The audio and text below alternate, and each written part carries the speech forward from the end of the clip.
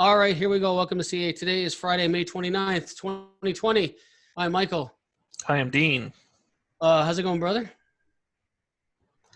I have lost audio. Oh, you're still there, brother. You're good.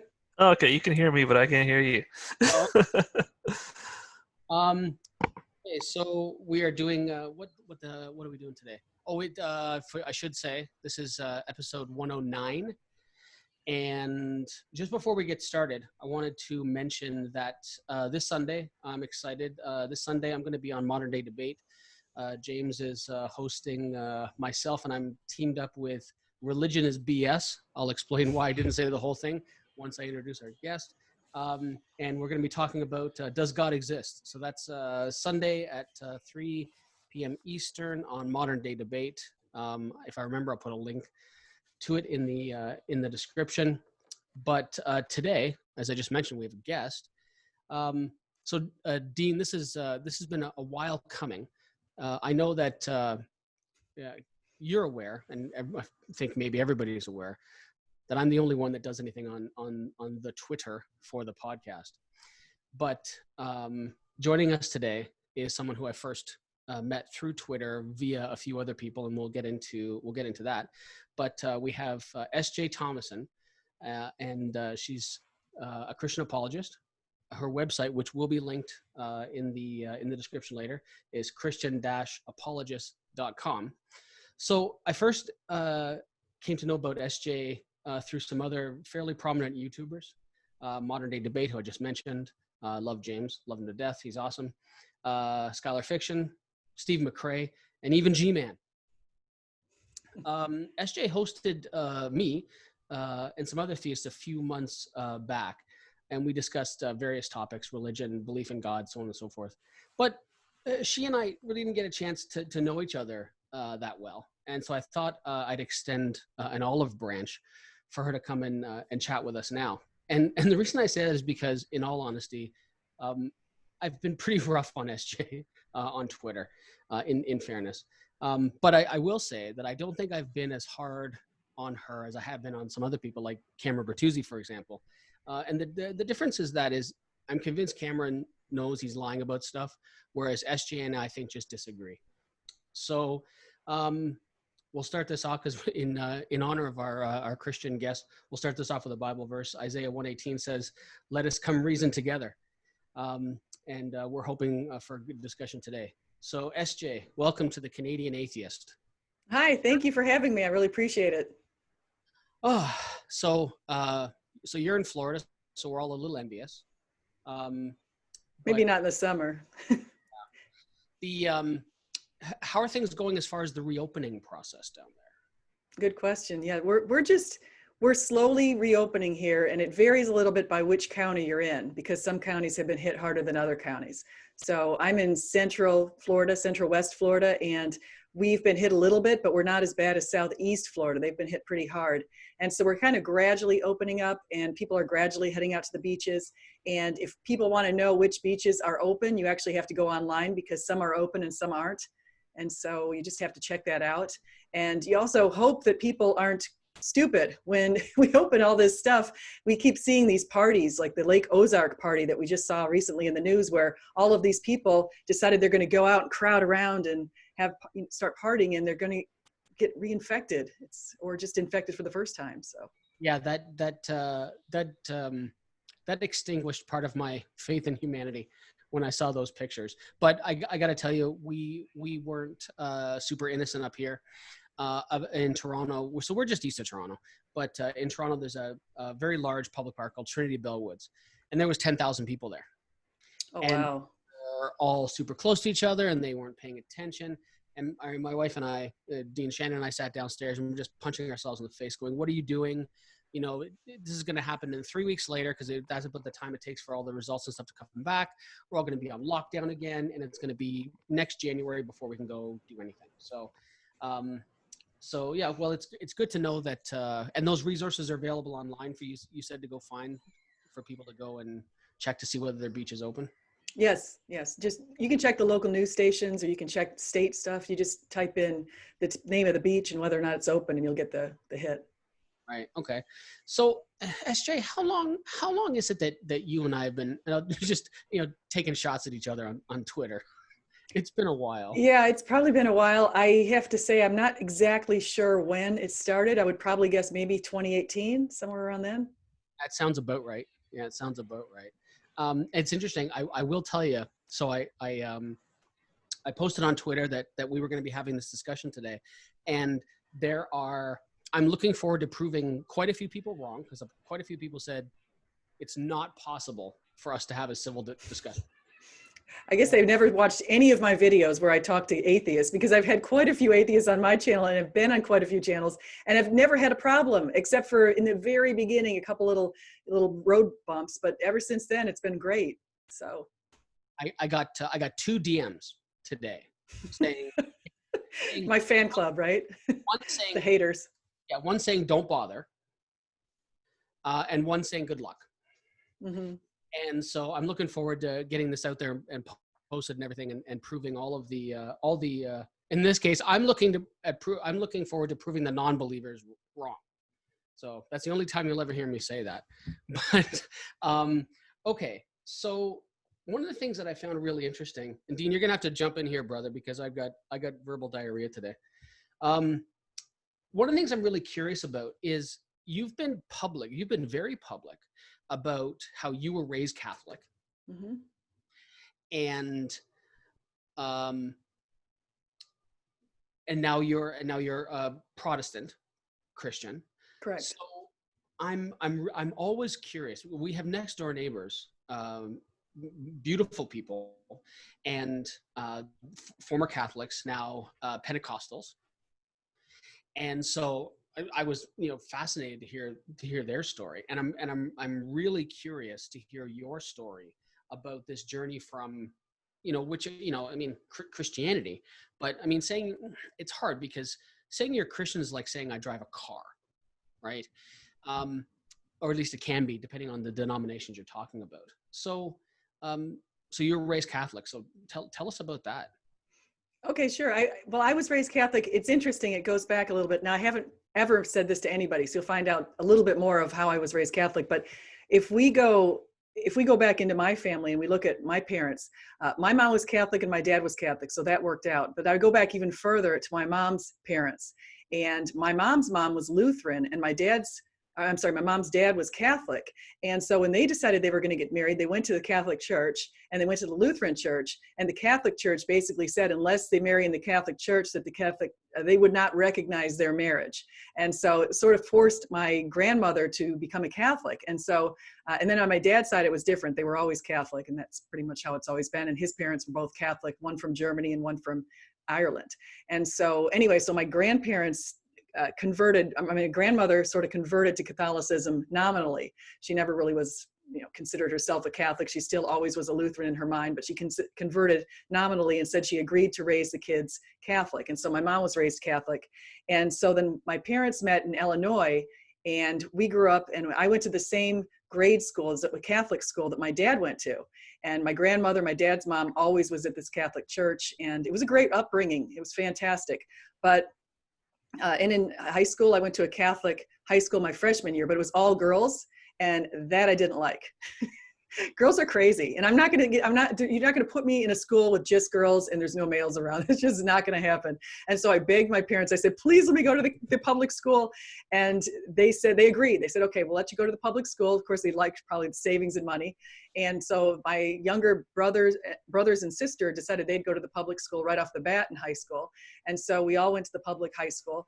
And it was funny because one of my neighbors, who was still in the Catholic high school, it was a big family in this family. And I remember her mother coming up to me and saying, Stephanie, you're throwing your life away. How could you possibly leave the Catholic school? I'm like, what? I'm not throwing my life away. It'll be fine. Be fine, Mrs. O. I'm not going to name her full last name, but Mrs. O, it's fine. And so anyway, so I end up going to college. Everything's great. I'm still sort of nominally Catholic. And I say nominally because once you're in college, you sort of go to church sometimes and you sort of don't go other times. And then in my early 20s, I started to get really upset with the way that the priests weren't dealing with what was going on in the church with respect to the young boys and some of the the rapes and things like that I'd heard of, I was pretty upset.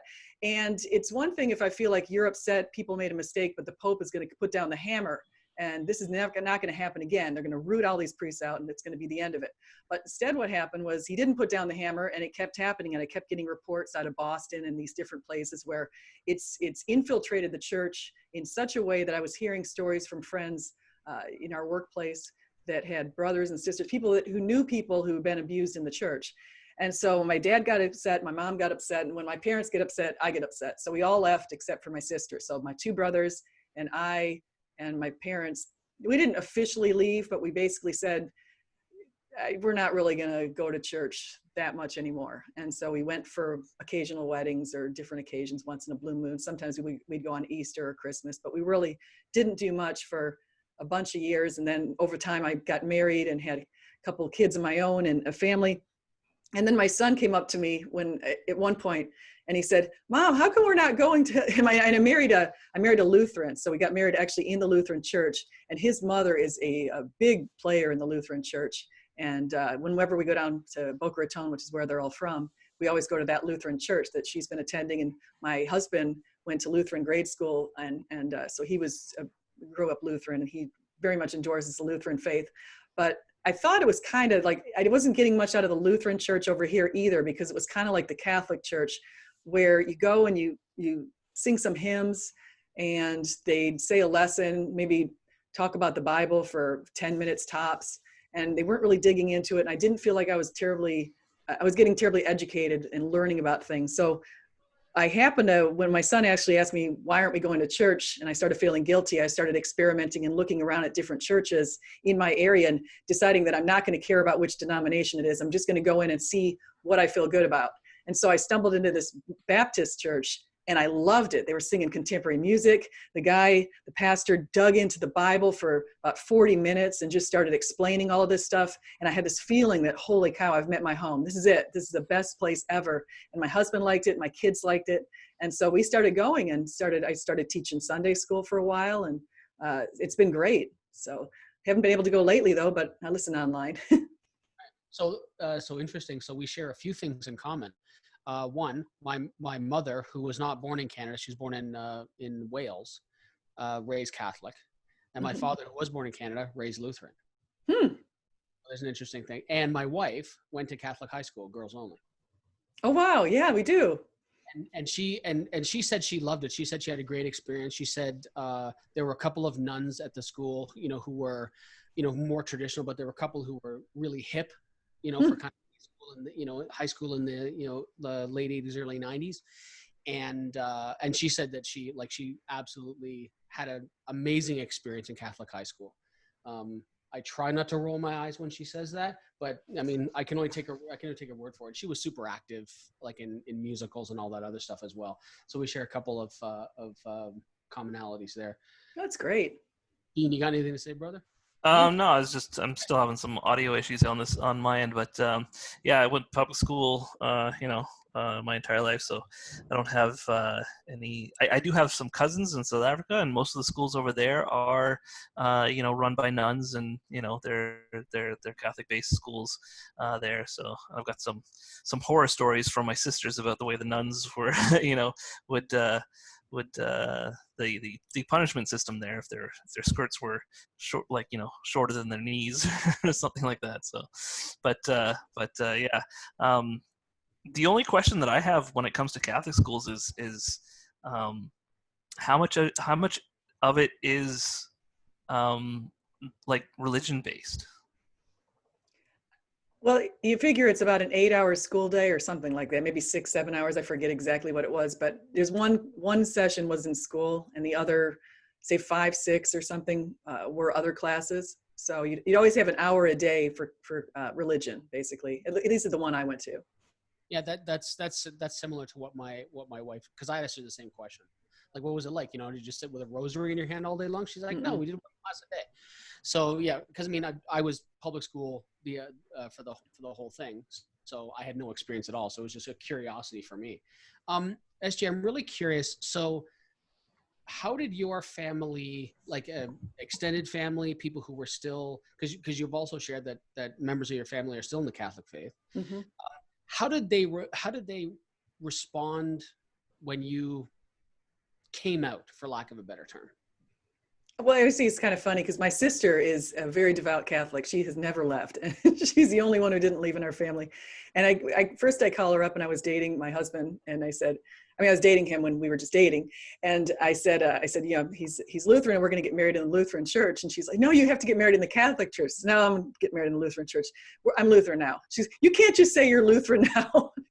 I am. I'm Lutheran, and we're getting married in the Lutheran church. And she's like, oh my gosh. And so then we get married in the Lutheran church, and we could start going to services every so often because because he wanted to. I wasn't really into that at that point, but we were going to services every so often. And then I have my husband has a twin brother, an identical twin brother. He's on his way here right now with his wife. His wife is Catholic, and he's Lutheran, of course. And so there's that combination there too. And so they were all, the only one who ever really gave me any comments was my sister, because my parents are very weak Christians right now, and my brothers are probably on the borderline. At least one of them has already said he's agnostic. The other one is probably somewhere between I just don't really care and Christian. So that's where they all stand. So you mentioned part of your called deconversion, but some of how you lost how the shine came off the rose with the Catholic faith was in some of the the abuse and stuff that's gone on, and it's well documented, everything else like that, and we don't need to go into that. But I'm just curious as to whether, just as a slight slant on that, did you see the movie Spotlight, and what did you think of it? Like, did you think it was a fair representation of events? I didn't see it, and if you want to just tell me about it, I'd love to hear it. But I want to say something though really quickly. I never lost faith in God. I just lost faith in the organized religion at that point. I was at this point where I was considering I just needed to know God's form. I started investigating Eastern faiths and thinking they might be superior. And so, but I always felt that there was some greater presence. And so that was where I was standing at that point. Okay, yeah, I hope I didn't insinuate that you fell away from your faith. That wasn't my intention. Just like kind of from chocolate to vanilla or vice versa was more of what I meant. Not that you moved away. No problem. Change flavor. Okay, so the movie Spotlight is basically centered around the New England Catholic establishment. Bernard Law, you familiar with that guy? Yes, it's one of the reasons I left. all that stuff. That's what it's centered around. I recommend seeing it, but regardless of your belief system, anyone hearing this, anybody who listens regularly, you can't watch that movie and not be upset. Or if you do, I'm not convinced you're human. But I wanted to get your take on that. But I would definitely recommend watching it. It's well, I'll give you my take on some of the people are still practicing Catholics. People are still going to the church. I left, and I'm completely fine with people who are still going, but I can tell you what, a lot of them are very upset. And one of the reasons why we've seen this massive, I think there's a massive outflow of Catholics who would still be Catholics, raising their families as Catholics, had they not failed to address these whole issues. These issues have been corrupting the Catholic Church now for decades. At least going back to, from what I see, at least to the 50s, and that's all you know about it. Easily could have come before that. And so they've been ruining their advancement. Catholic Church has a lot going for it. It's got the history. Nobody else has a history like the Catholic Church, but no one wants to go there when you feel like you can't trust the priest. And you could, maybe you can trust 9 out of 10 priests, or maybe it's even 9 out of 20 priests or something. I don't know what the numbers are, but if it's even, maybe it's 1 out of 20 priests. I don't know. But 1 out of 20 that you can't trust. I'm not sure what the numbers are, but all I can say is that the fact that they haven't addressed that one guy, if there's one guy who's got 40 kids, issues with 40 kids slid under the carpet, that needs to be addressed before we feel good about going back to the church. And again, I think, like, I listened to Brant Petrie. He is an amazing Catholic, and he's got a PhD in some area related to religion. And he goes in and he does these, he's not a pastor, but he does these speeches, and he blows me away. I think to myself, I would completely go to the Catholic Church with that guy behind the wheel, but I'm not going to go when I'm not sure about whether the Catholics are going to be able to handle this stuff, because for some reason I still can't figure it out. Why can't they deal with it? So Yeah, I mean, Dean and I, shock horror, have spent a fair amount of time criticizing religion in general and the Catholic Church specifically. That's pretty much a good portion of the podcast every week. I mean, and Dean, I don't know if you'd agree with me or not, but SJ, would you say that the people, because there are still, tons of energetic Catholics mm-hmm. that want to, that if things were different, they'd be roaming the halls of, and I've been in St. Mark's Basilica, I've been in St. Peter's Basilica, toured the Vatican, sat in the Sistine Chapel. It's breathtaking. But I'm curious as to your viewpoint on, do you see these people, the people who are active participants, do you see them as complicit given the now documented history? Actually, I don't think it's fair to put it on them so much. I feel like definitely the hierarchy needs to fix its deal, but I feel like people are localized. So let me mention two things, because you mentioned how beautiful those cathedrals are. I've been to some places like the Piazza Duomo in Italy. Some of the Catholic churches in Europe absolutely blow you away. The amount of money and time that they spent on these places over the centuries is enormous, but it's paid off from the sense of inspiring awe among people, and that's one way to get to God. But on the other side, going back to this idea where these people might be complicit, is people localize it. So they look at, when I did go to the church, I was always thinking to myself, well, my priest would never do that. And I never had an incident in the local churches I attended. Never heard about an incident, never had one. But the problem is they kind of have to localize it. A lot of them feel like they're compelled to be Catholics because that's how they were raised. And so they keep going, and they just try to make sure they're at a church that they feel safe with. Okay. I agree with you on the Duomo. When my wife and I honeymooned in Germany and Italy, and so we spent time at the Duomo as well. And yeah, it is. She loved it so much because it was pink and green, right? And those are her favorite colors. But that aside, it's, you can't sit in the Sistine Chapel and not, you can't sit there with your mouth closed. Your jaw just drops open in the awe that it is. The ceiling is spectacular and everything about it. And the my wife commented on the smell, how it smelled. She said it doesn't smell old, it smells ancient. And I'm like, what's the difference? Mm-hmm. She found it hard to kind of verbalize a difference, but she said it just smells different. Okay, so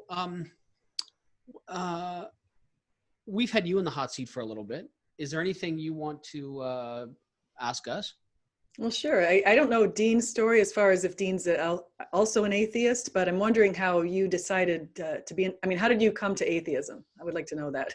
I'd like to know that for both of you if you want to share it. Dean, go.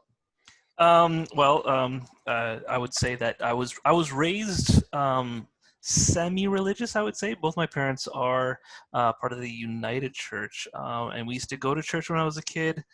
There's actually a story that they tell us. I am an atheist, by the way, but my parents told a story about how early on I was an atheist. I actually stood up on the pew during a sermon, and I yelled out to the priest, "Liar, liar, pants on fire." Are you serious? Wow. I don't have any recollection of that. I was probably like 3 or something like that when that happened. Then I believed in God and everything that my parents had said and things like that, and higher power and all that. And then I started going. It was in high school when I started learning about evolution and dinosaurs and what that and mainly what I know of evolution. And I started looking it up more just on my own. And then I actually remember sitting in my room thinking about it and thinking about the two sides and thinking about what I knew about the Bible and the creation story and what I knew about evolution.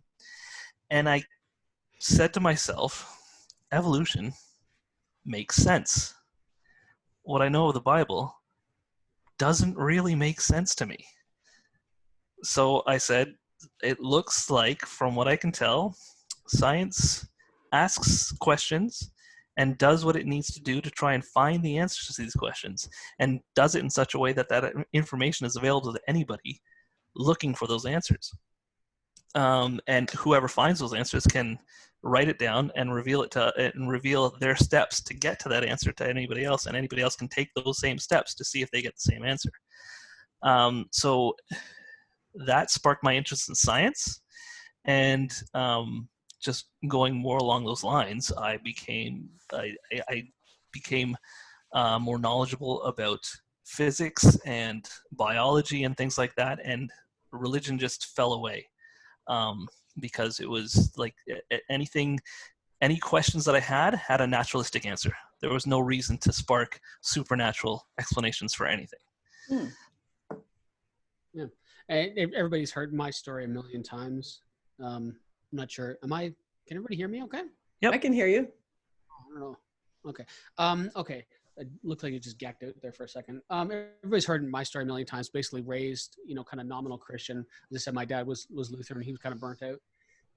My mom, was burnt out from raising 5 kids. And when I started asking questions, she said, "Time to go to church," and she just kind of shipped me off. And it was, I never had a bad experience in any way, shape, or form. I went to a United Church in Scarborough, which is a suburb of Toronto, where I grew up, and everything was really good.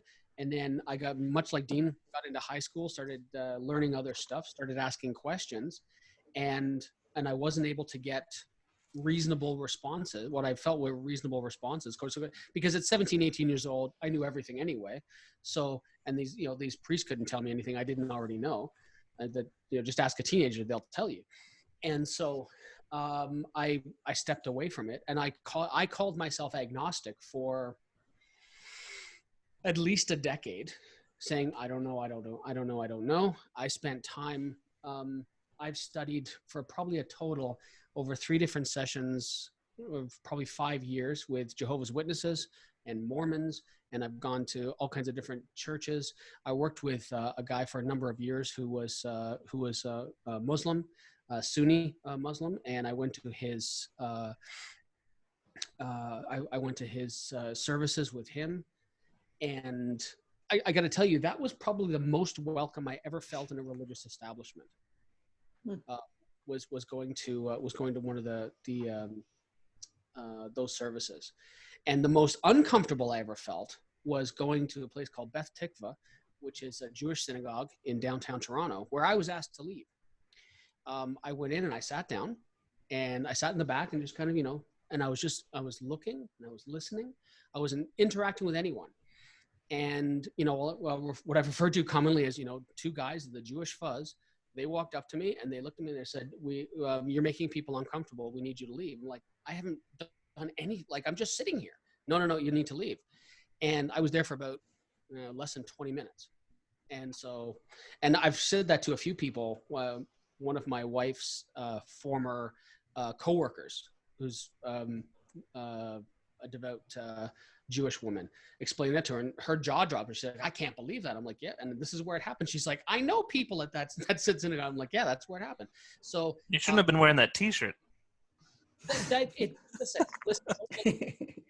Okay, but and so then I spent some time kind of wafting, still in my agnosticism, and then I started getting more exposed to science, meaning that I was spending more time paying attention to science and reading and this, that, and the other thing. And it was during my time actually with the Jehovah's Witnesses that I read the Bible for the first time. I read their Bible, the New World Translation, but I read it alongside another Bible, and stuff like that, went through it. And then I read the Book of Mormon, all this other stuff. And it was a slow progression for me until probably about 15 years ago was the first time I said no, and I took the lack theist approach, the kind of, I don't think there's any evidence for God, but I don't feel any need to demonstrate a burden of proof. I don't accept. Show me the evidence and maybe I'll change my mind. And then over about the last year or so, that's evolved even further to the point where I now take the more philosophical definition of the belief that gods in fact do not exist. And another shameless self-plug, and I'll be talking about that, and I'll give my arguments for that Sunday at 3 on Modern Day Debate. Yeah, and so that's been my progression, and that's why. Yeah, it's funny you both mention science a little bit as far as part of your progression, because I would actually take the opposite view. I would say that science makes a pretty good case for God in a lot of different ways, but when you mentioned evolution, when Dean actually specified evolution, I thought to myself, well, how fortuitous. This morning I just happened to be listening to Stephen Meyer on this video with Eric Metaxas, and he was talking about his new book, Darwin's Doubts. And he was talking about one of the big problems that the scientists have and are starting to realize and are starting to publish about is the fact that they really haven't been able to explain the explosion during the Cambrian period of new species, because they don't have the transitory fossils that are preliminary to those. So he actually goes into great detail apparently in his book on this. So I'm going to actually order that book to see what his details are, because I don't know all of them. But he was outlining some of it in this video, and I thought to myself, that's fascinating, because he's making the case for intelligent design and a purpose behind this whole evolutionary process. And so I think he pointed that to one issue, but he had a number of other issues, such as the DNA and helix, double helix, and those sorts of things that point to a coder. So sorry, you mentioned, what was the name of the book and the author again? It's Stephen Meyer. He's out of Cambridge. He's a philosopher of science. Now that you said the name a second time, I'm familiar with the name. Yeah, I've heard the name before too. Yeah. What's the name of the book? Darwin's Doubts. Okay. Yeah, it is funny. We've come the royal we, me with my 11 PhDs in science, have come so far from what was classically called Darwinian evolution, and it's interesting. But I am going to look into this, because I do my best never to be closed-minded. I think the only questions the only stupid questions are the ones you don't ask, and so I remain open. I remain open to things like this. Are you familiar, as a counter to that? You know who Aaron Ra is, of course. Oh yes, of course. Have you ever read his book, Foundational Falsehoods of Creationism? No, I haven't. I've heard he's pretty good at science, though. I have heard that people say that they respect Aaron's science. I have heard that. His biology, I should specify. So I'll make a deal with you. I will buy Stephen Meyer's book. Oh, I have to buy Aaron Ra's. You buy Aaron Ra's, and we'll compare notes. What? Tell me the name of it again. Wasn't. It has a completely non-controversial title: Foundational Falsehoods of Creationism. False. Yeah, that's absolutely non-controversial, right? But it's very interesting, because even just in a couple of things that you said about the double helix and stuff like that, he addresses things very specifically. And that I try not to. Dean's much more science-minded than I am. I try not to get into the depths of the science too much, because although I've read a lot of the papers. I spent time speaking to Jerry Coyne at Imagine No Religion 7 a few years ago in Toronto, who's an evolutionary biologist. I had lunch with Richard Dawkins at that same event. The reality is, I don't understand it well enough to speak super intelligently about it. And I don't either, actually. I would probably mess it up because of that.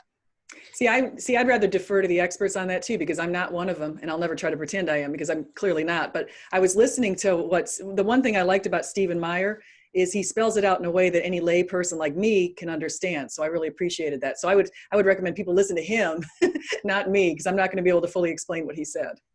Yeah. Okay. So yeah, I was just thinking, when you talked about the Cambrian explosion and things like that, when there was we noticed that there was a large explosion of multicellular life early on in the evolution of the world. But the thing is that evolution, like saying that science points to religion because there are a few questions that we don't have answers to, is a little bit of a leap too far. But I'm not saying that. Okay, well, you did say that you think that science actually is points to religion rather than. But not because there's questions that we can't answer. I would say science points to religion just by looking at our DNA structure, or the human genome, looking at the Goldilocks principles as far as how the Earth is situated here within 10 habitable zones. No other planets like that. The only other one we've identified in the 3,500 we have is only in 2 habitable zones. So in other words, we're in a very unique situation, and it feels like, as some of the scientists have even admitted, that somebody's been tinkering with things up in the skies. So. Oh, it's super interesting because like you have people who, and it's funny because in anger, in angry, tweets or posts on Facebook and stuff like that, I've made the mistake of saying, like I have said, people who believe this stuff are dumb. And it's things that I've said in anger, and it's hyperbole, and I've had to go back later and take it back because you have people who are clearly like crazy smart. Francis Collins, Bible believing Christian, head of the Human Genome Project. This is not a stupid man, right? He accepts evolution. He just thinks God did it. He just thinks evolution is the mechanism that God used to make it happen. But he accepts it whole stock or whole cloth because of the science. So it is interesting. So I mean, it's hyper dismissive to say, oh, these people are this, that, and the other thing, because I mean they've spent time in school and sometimes digging up fossils and other all these other different things, and so you certainly can't dismiss them. But it is, I think it's in my opinion.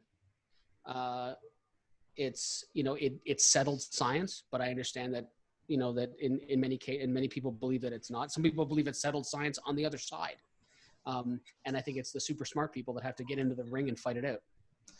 It is difficult to say though that the universe is, or that we live in a habitable zone when we live in the habitable zone for us, right? Of course, we think that the Earth is perfect for life because we are part of that life that evolves on this planet. So we evolved perfectly for this planet. And it's like the one quote that I heard where a puddle, after a rain, if a puddle had a brain, it would say, "Look at this hole. It's perfectly formed to me. So this hole was designed for me because I fit into this hole just perfectly." Right? And it's the puddle that formed to the hole, not the hole that formed to the puddle. Yeah, I'm familiar with that. That's Douglas Adams, and I love Hitchhiker's Guide to the Galaxy, and 42 explains everything. Yeah.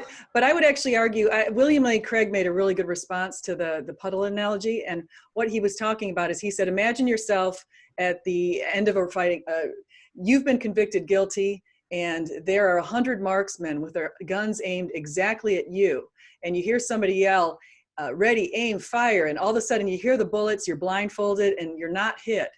And the idea is that, do you expect that somehow you were just lucky, or do you realize that somehow somebody stacked the deck in favor of you? And so I'd say go to listen to people like Justin Brierley. He's actually calculated the odds. He actually worked with a mathematician to calculate the odds of us being here, and talking about rolling the die 70 times with sixes every time, 2 double sixes. And so he's got some pretty good methods of considering the possibilities of us being here.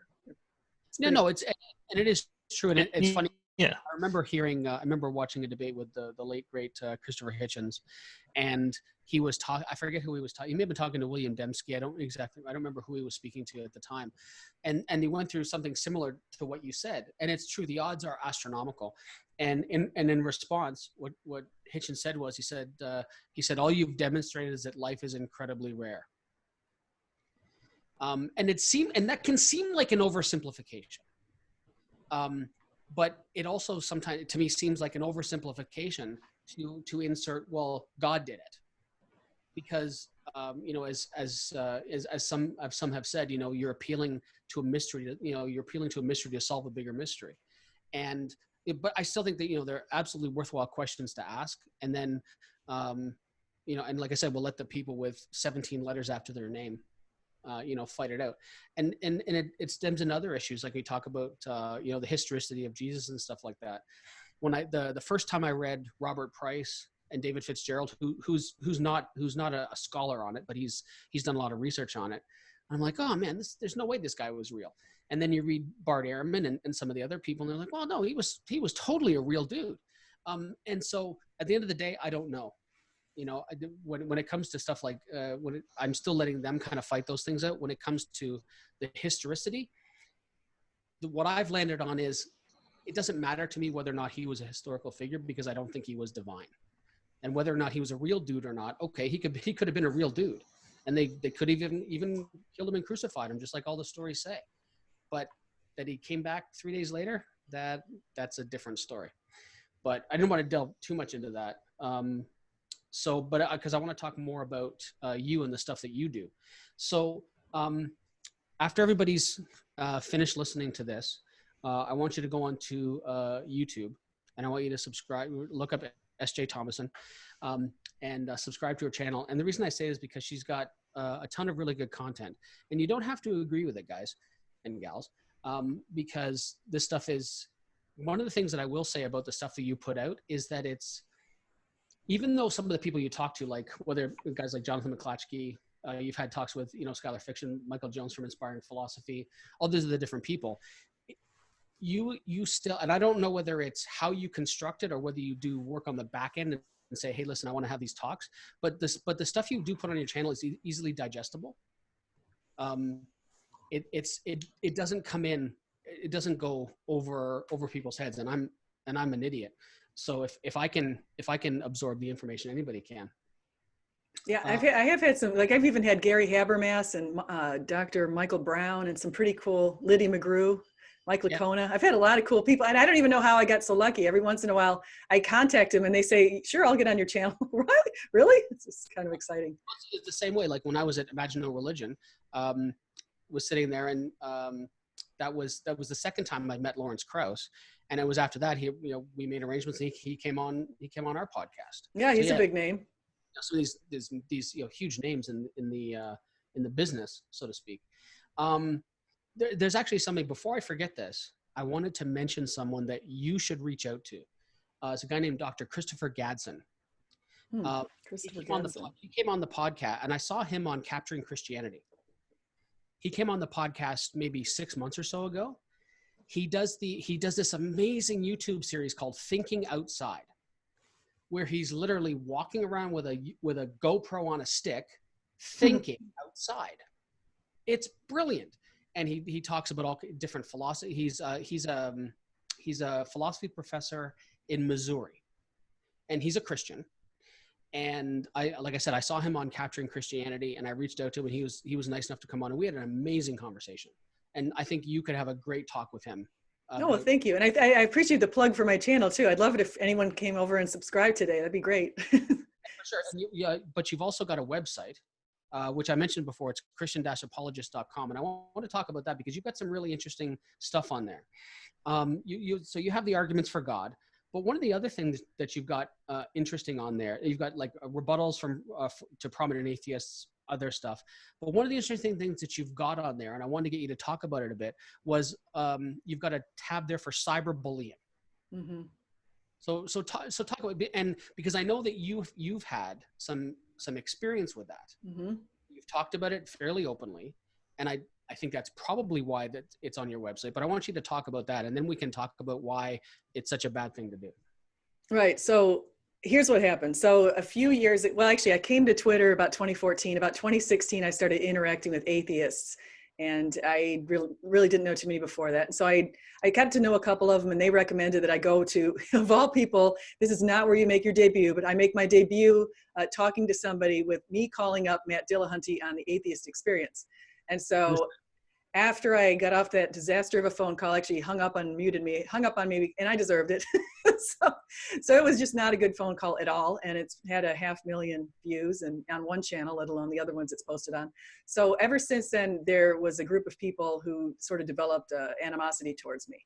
And there's more than one group. There's actually a little posse of people who are sort of like the Hate Stephanie. They actually they call it Hate SJ, and they have these t-shirts and things like that.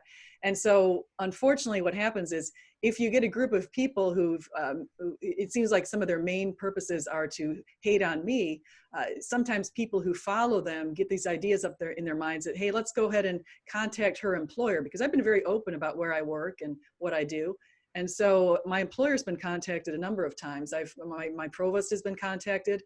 My department members have been contacted, my president, my dean. I've been tagged in, people will tag me. They'll tag my school and they'll say something really derogatory about me. I've talked to my dean about it. I've talked to my provost about it. And they're like, we get it. We've looked at your timeline. Everything's good. You're polite with these people. Just keep it up. It looks like they're bullying you. That's what they constantly tell me if ever they've been contacted. Now, I don't think they've been contacted lately. The last time I had heard that they were contacted was last June, but the calls started coming to them right after the Atheist Experience call. So that's when it all sort of chugged up. So I wouldn't recommend anybody go to the Atheist Experience if you can be linked in with your, if someone's going to find out where you work, because there's a good chance you're going to get some haters there who are going to try to contact people. Yeah, it's interesting. So the first thing I'll say is any type of cyberbullying is, I think it's petty. I think it's cowardly. And you posted about this a fair bit on Twitter as well, talking about it and stuff like that. And I'm 100% sure that I had been super supportive of it and saying, it's absolutely not right. It's not acceptable in any way, shape, or form. It's the one reason the only thing I don't talk about online is what I do for a living. Mm-hmm. I tell people, I'm a public servant, but that's as far as I go. And, Facebook thinks I'm self-employed and I don't talk about it anywhere. Everyone who knows me knows not to talk, not to tag me, because it would be easy to tag my employer in a social media post. And they know like that'll get you blocked. I don't care who you are. Well, that's what I do. Yeah. You mentioned my workplace, you get blocked. So. Yeah. And so it's because it's not okay. And I mean, what we do here, like nothing, there are some people who really spew some hateful stuff. Like, I think people like Kevin Anderson deserve what they get, but you're certainly not Kevin Anderson. Do you mean Steven Anderson? That's what I meant. Yeah.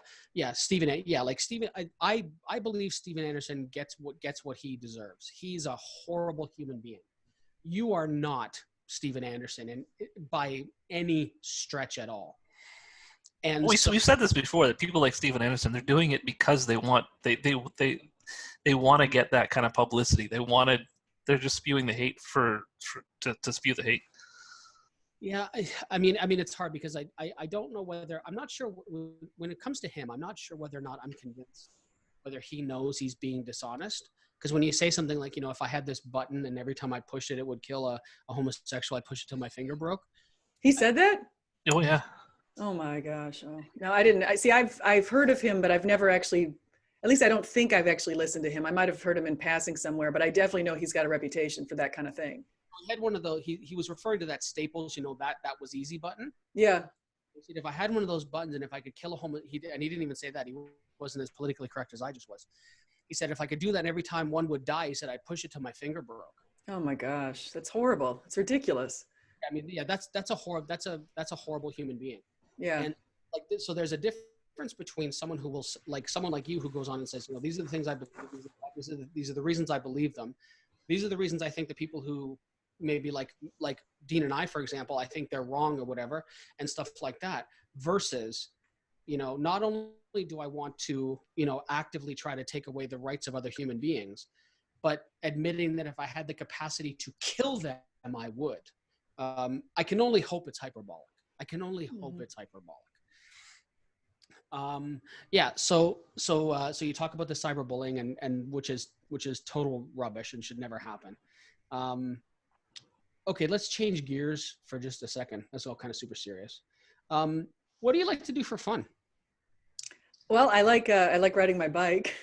So here's how I start my day. I've got a little routine now, my COVID routine, but it's a spin out of my usual routine, but this has now become more every day. So every day I wake up, I take the dog for a walk. No, first I have coffee, talk to my husband for a little while. Then I check my computer for emails and that sort of thing. And then I check my Twitter. Sometimes I do that too. And then I take my dog for a walk and I get back home. And then this is the fun part. Then I get a YouTube video. I figure out what do I want to learn today. And so I try to find a video on some topic that I don't know much about, or else just something on Christianity. And then I ride around the neighborhood for an hour or 2 hours listening to that YouTube video and learning something new. And then I get home and I usually get on Twitter, tweet a little bit about what I just learned. And then I start doing work. And so today I'm teaching 3 classes in the 6-week period right now. And I just finished one. And I don't know what I was thinking when I took them all on, because I've got 2 MBA classes and an undergraduate class and 2 preps or 2 MBA classes on the same class, but at different times. So it's been really busy in prepping for that. So I haven't been quite on Twitter as much as normal, and I won't be making too many videos in the next few weeks, but that's it. So my favorite, I love making videos, and I love reading. I love writing. I love researching. I would call myself intensely curious. I can't stop learning. I have to know more. I want to know the truth in everything I do. And so I love figuring out something I don't know about and then really digging deep. That there's something about that that's incredibly rewarding. So, have you ever read something, or have you ever been exposed to something that you read that shook your faith but didn't scare you and you kept on investigating? Shook my faith. Let me think here. I haven't really. I have to admit, I thought I would, actually. When I first got to Twitter and I started talking to atheists, I remember thinking to myself, a bunch of them were saying, hey, if you read this, I'll read that. And so this one guy said, I said, give me your best. Who's your best? And I remember being really fearful and thinking, oh my gosh, if I read Bertrand Russell, what if I start having doubts? And I was really worried about it. But I read it and I thought, I mean, Jesus pretty much explains everything that he was complaining about, all of the stuff with the evil in the world and that sort of thing. You look at how Jesus was beat up and battered on the cross, and you think that man he bore a cross for us. And so I see the biggest argument against God is saying he's a benevolent God. Why does he allow evil? If he allows evil, how could a benevolent God do that? I mean, that's a tremendous argument. It's the strongest one that you have. But I look at he allowed the evil to happen to his son for the betterment of society. And it's hard to understand when you come from it from a view where you don't sort of see the entire picture of why he did what he did. And so that's the big thing. Now, are you a literalist when it comes to the Bible? Like, do you believe it word for word, or is it mostly allegory? Or no, I would nobody believes the Bible is literal word for word, because we don't believe we're literal sheep or Jesus is a literal lamb. So we definitely don't. So you have to look at the Bible, and part of it, there are some phrases like referring to people as sheep and lamb. But the big question I think you're getting at is probably Genesis 1-11. Is that where you're going? Well, no, I was just asking because some people take the Bible very literally, and there are definite contradictions in the Bible. And if you take it literally, it's difficult to take it as being an accurate piece of history. Yeah, it is interesting. Like when we had Kent Hovind on the podcast a bit ago, and one of the first things he said when he's doing every debate, he says, "I believe the Bible is literally true and scientifically accurate." And so he does believe, 6 days, 6,000 years, talking snakes, the whole 9 yards. And so I think maybe that's more what Dean was getting. Is that, am I steel manning you correctly, Dean? Is that more what you're? No, yeah, that's exactly what I'm saying. Yeah. Well, here's what it is. Kent actually has been on my channel too, Kent Hovind. I disagree with the YEC position. I don't think that the Genesis has to be interpreted in quite that way with 6 24-hour days. One reason for that is because if you look at the seventh day, you're going to notice in all of the other days there was a day and a night. The beginning of the day and the end of the day. But the Genesis 7, in the seventh day, there's no ending. So in my view, the seventh day is actually a period we're in right now where God is resting. And the other days we're explaining the time up to now as far as epochs. So if you go in the past and you go to now, you can kind of see that sort of progression. But I'm not exactly That's very sure. interesting what you say there, that we're currently in the seventh day and God is resting. So when did God start to rest? Well, he's resting as far as the building new creation. So we've already got, we've still got the universe continually expanding from the point that we had started with the inflation rate. Everything kind of came into motion at one point, and over there he created animals, he created plants, he created all of these kind of things. And now we're in the day where he's already created humans, and now we're sort of living out this situation. Actually, Hugh Ross has made a really interesting observation, and he noticed that ever since the Cambrian times, and even in the past a couple 100,000 years, we really haven't seen too much activity as far as new species coming about. Large species, large mammals, for example, not small species, but talking about large species. I thought that was kind of interesting, and that was his take on this resting seventh day. And what about new creations such as new stars and planets and things that are happening elsewhere in the universe? Yeah, now we still do have that, but that's that's coming out of the creation that he already established when he created the universe in the first place. So the stars are going to explode. There's going to be new stars, new solar systems, all coming out of this expansion that's continuing. Yeah. it's curious. Do you know? So there's a faith tradition that aligns very much with what you just said about being in the seventh day, and that's the Watchtower Bible and Tract Society. Mm-hmm. Jehovah's Witnesses believe exactly the same thing, that we are currently in the seventh day. Mm-hmm. Yeah, I disagree with Jehovah's Witnesses though on other fronts, but it's funny. Like, this is one of the things that I always say. It's like, Catholics may disagree with Protestants, and they may not necessarily agree with Jews and stuff like that. But the one thing, and even atheists, like Christians and atheists, can all come together and say in a united voice that JWs and Mormons are kooky, because they believe some wacky stuff, truly wacky stuff. Like I said, I studied with witnesses for almost 5 years, and it's one of the common misconceptions. One of the common things people always talk about is this whole, well, there's only going to be 144,000 people that get to heaven, and that's whenever somebody says that, it's really plain that they've never studied the Watchtower Society at all, because that's, here's I'll do a Bible lesson for you. What witnesses actually believe is that it's 12,000 from each of the 12 tribes of Israel. Which will be anointed, and in the Bible it says a witness shall be made to all the inhabited nations, and then the end will come. And when the end comes, those 144,000 go, and they go to heaven to serve with God as angels, but everyone else lives in a restored paradise earth. So when people say it's only 144,000, it proves to me they've never actually done any research, because that's not what witnesses believe at all. That's interesting. I didn't know that that's what they believe. I think the Book of Revelation gives us a different story. So yeah, you'll talk to and people have said this, like your friend and mine, Matt Delahunt, has said, it's like, if you want to find out the Baptists are wrong, ask a Pentecostal. If you want to know the Jews are wrong, ask a Catholic. If you want to find out why the First Baptist Church of Memphis is wrong, ask the Second Baptist Church of Memphis. And you'll find discrepancies, in these sects. I like C.S. Lewis's view, where he says, instead of figuring out where everybody is wrong, why don't we figure out where we can unite on what's right? And so in his view, all doors lead to Jesus. So as long as you're believing John 3:16, you're pretty much good to go. And if you have the faith in God and you've accepted his offer. And so, okay. So a couple things, and I ask every believer that comes on. So don't feel like you're getting, hey, I'm good. I throw a lob ball, lob a softball, whatever. Trump supporter? Trump supporter. I'm an independent now. I'm a registered Democrat, in case you don't know that. I didn't know that. No, it's funny, and it's funny because so many people.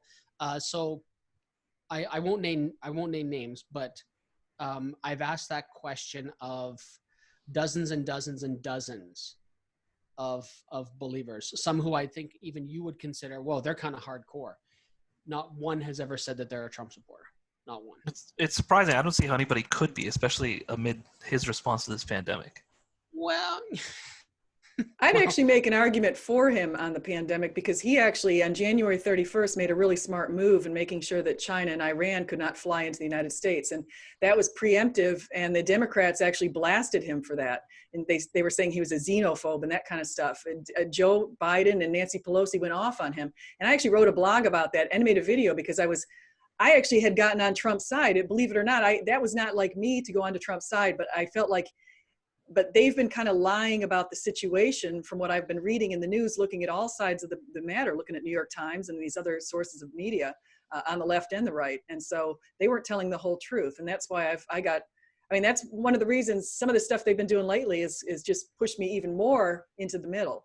So, yeah, I don't agree with what Democrats have done either, but him closing the borders is not exactly something that he did, to stem the explosion of the virus. That's just because that's something he likes to do. He likes to put up walls and close borders. But I mean, everything else he's done, there's over 100,000 Americans dead now, and his response to this, the lack of response, is just astounding. See, I would disagree, but we could probably table that. Yeah, that's not why we're here. And it's funny that one of the things so a couple of the comments that I got on Twitter, one person was saying, oh, good luck, you're not gonna be able to have a civil discussion with SJ. And I think we've proved everybody wrong with this, but I said we can get into heavier topics, that'll be for next time. If we can have one civil discussion, there's no reason why we can't do this. Okay, so we're coming up on just over an hour. You did say that you had a little bit of a timeline, so we don't want to drive you past that. But I did want to touch on just a couple of other, or just one real main other thing, and that is, what do you have that's coming up that people should be interested in and tuning in for? Well, actually, that's a good question because I need to have more things coming up. I need to get more interviews. I try to keep my YouTube channel active, but I'm so busy with my school right now that I haven't been able to get many things done. But I am working on a book that's called The Power of One. And it's just a little personal book. What I do is I try to take a lot of the things that I've learned and put it together in a readable format. And I had a book called A Quick and Concise Case for Christ. And that was a really quick, easy read. And so I'm trying to do a series of those kind of things, mainly for my kids. And so my kids right now have 2 books on each of their desks, and they're going to have a 3rd one in a little while. And so I figure the reason I write this kind of stuff is because I figure if I get hit by a bus tomorrow, my kids will know all of my opinions on everything that I've thought. And I kind of think it's good to preserve stuff like that for your family. So that's mainly what I'm working on. Just hoping you stay clear of buses, and the buses stay clear of you. Exactly.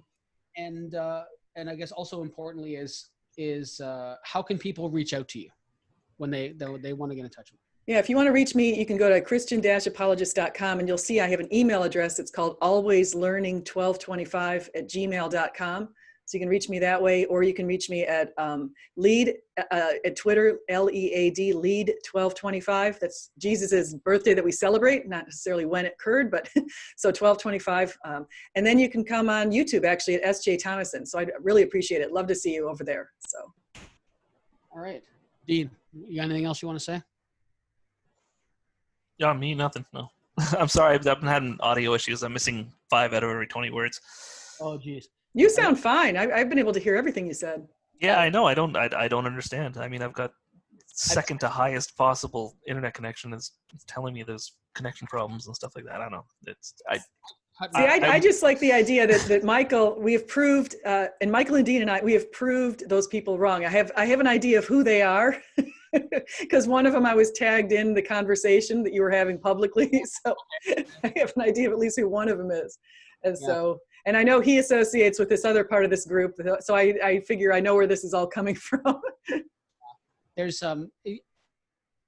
you have to really be, and it's funny, I'm having to censor myself. Like as the words are formulating in my head, because I swear so much, I'm having to censor myself. That's why I sound like such an idiot right now.